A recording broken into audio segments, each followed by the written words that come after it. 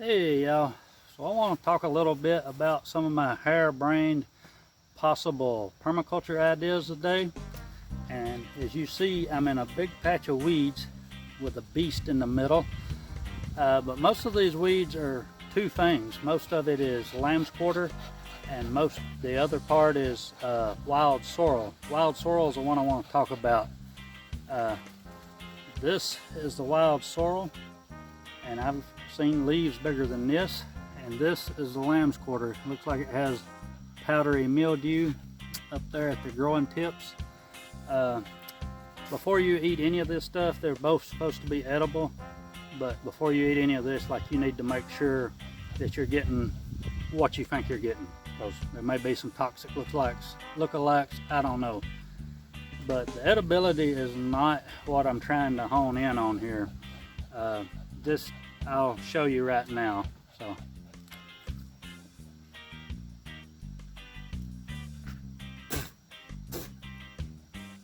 it's like, ooh, extreme bitter with extreme sour citric acid. I don't like it. There's a lot of people, especially in Europe, but even in this country, that grow wild sorrel to put in salads and things like that, kind of like dandelion. God, that's awful. Whew. But obviously I don't want to use it for that. So the reason that I think it's good is it has really deep tap roots, and I don't know if it's considered a perennial, but I do know it comes back several years in a row. It'll be the first really green thing coming out in the spring, and probably be the last thing that goes out in the fall. Like, it's got to be really cold to freeze this guy out. So my idea of a permaculture use of this is a few things. Said, if you can eat it, go for it, grow it just for that, because it's a weed and it'll come back year after year.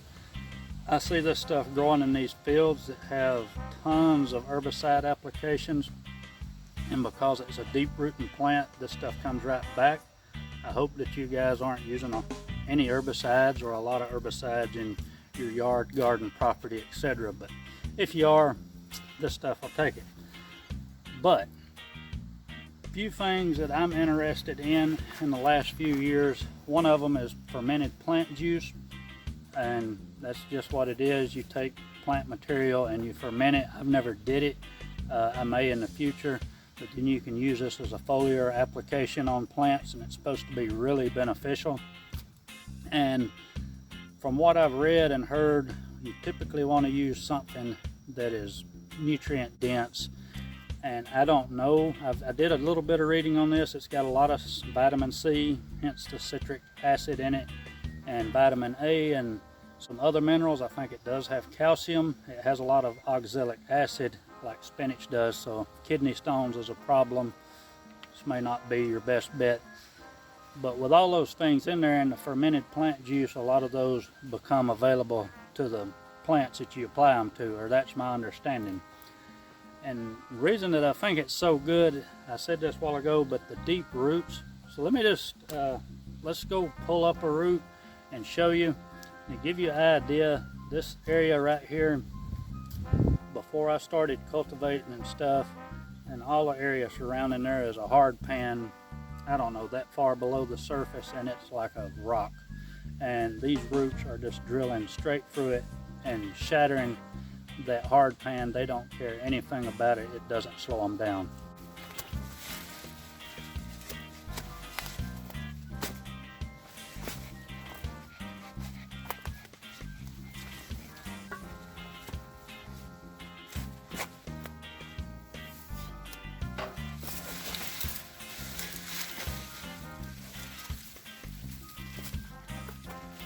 So what I want you to see here is the root, and that's a pretty big root, but that's small for a comfrey. I've seen these things that big in diameter and a lot longer.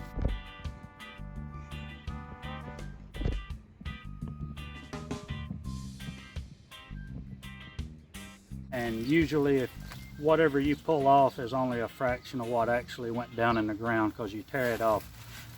All right, so look at the leaf again. If you know what comfrey is, that may remind you of it. So when I first started looking into this plant, I looked online. I was thinking it may be in the same family or genus as comfrey. I don't think it's anywhere close related, but I think it may have some of the same properties. So in permaculture, there's a lot of plants like comfrey that mine minerals. There's legumes that fix nitrogen. There's all sorts of plants that serve different purposes in permaculture, and I'm into a lot of that, but I want to sort of make it into a more practical use. But the other thing, and this is where this plant comes in, they have these different plants and they come from different parts of the world, and you buy the seeds. They're non-native, which I have no problem with. Pretty much everything in your garden is probably not native to your area, wherever you're at. There may be some of it that is, but farming as a whole is like this big world homogenized thing if you trace back the different types of crops you grow. So I think it would be cool to start substituting those different permaculture crops when possible with natives. And I know there's some people doing this, but wild sorrel is one that I would like to see about if it would be a good replacement for comfrey, because if it is, it grows like a weed because it is a weed. So that's my idea with that. I'm going to show y'all some close-ups of the plant, and that'll probably be it. So I'm going to show you some of the plants, but there's one more point that I wanted to make when I'm looking at different weeds, because this is not the only thing, this wild sorrel is not the only thing that I've looked at thinking about a permaculture use. When I look at it, I think about something that's not going to be super invasive. Well, this, if you look at it, looks like it is pretty invasive because it's took over this whole alley. But it's a big, long-lived plant, and it's not something that's going to come in and take over overnight, such as morning glories or amaranth, also known as pigweed, and things like that. So if you stayed on top of it, which I didn't, but if you stayed on top of it, I think you could keep this stuff from spreading. But if you wanted to propagate it, you could pretty easily, because you can pull the roots apart.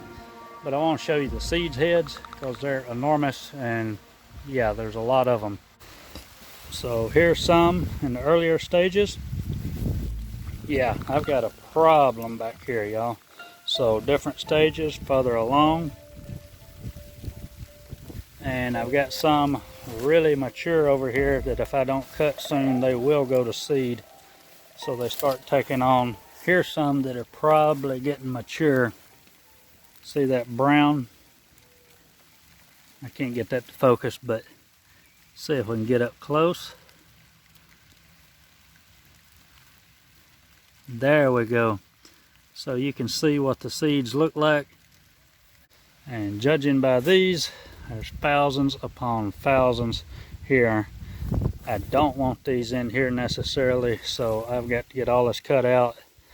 But it took a long time for these seed heads to mature, and if I had been even a little bit punctual, I could have prevented all of this. I had like a 2 or 3 month window, so sort of telling on myself, but that's why I'm not overly concerned about these taking over, even though they do have that capability.